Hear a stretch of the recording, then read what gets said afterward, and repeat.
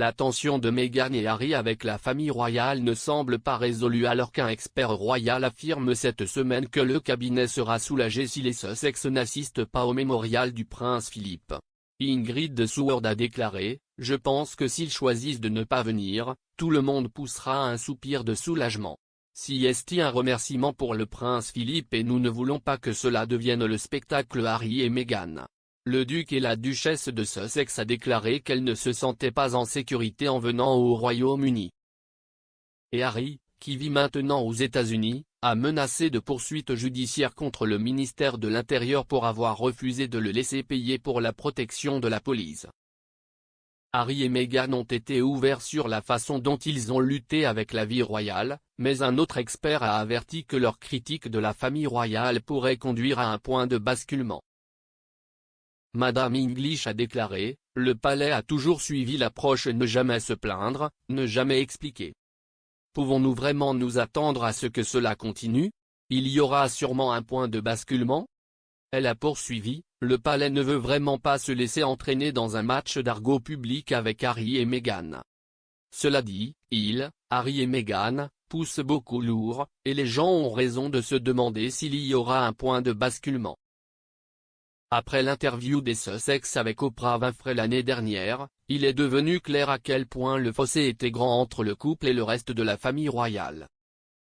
Dans l'interview, Meghan a allégué qu'un membre senior de la famille royale avait fait part de ses inquiétudes concernant la couleur de peau de son fils avant sa naissance. Harry a également affirmé que Charles et son frère William étaient piégés dans la famille royale. Suite à la diffusion de l'interview, le palais de Buckingham a publié une déclaration disant que la reine était attristée par les allégations, mais a ajouté que certains souvenirs peuvent varier. Harry et Meghan sont désormais concentrés sur leur vie aux États-Unis, mais le duc pourrait recevoir un coup de pluie qui rendrait sa sortie de la firme irréversible, selon une source. Ils ont déclaré au Daily Mail qu'Harry ne ferait face à aucun retour à son ancienne vie royale s'il était limogé en tant que conseiller d'État. Le duc de Sussex, 37 ans, est l'un des 4 conseillers d'État, aux côtés du prince Charles, du prince William et du prince Andrew.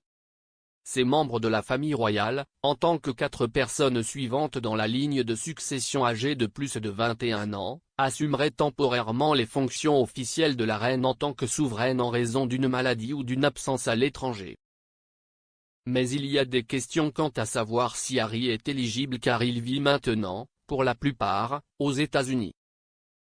Une source a déclaré être démis de ses fonctions, pas moins par le Parlement, en tant que conseiller d'État serait vraiment le clou dans le cercueil de Harry de son ancienne vie en tant que membre de première ligne de la famille royale. Si Harry est éliminé, il n'y a vraiment pas de retour en arrière.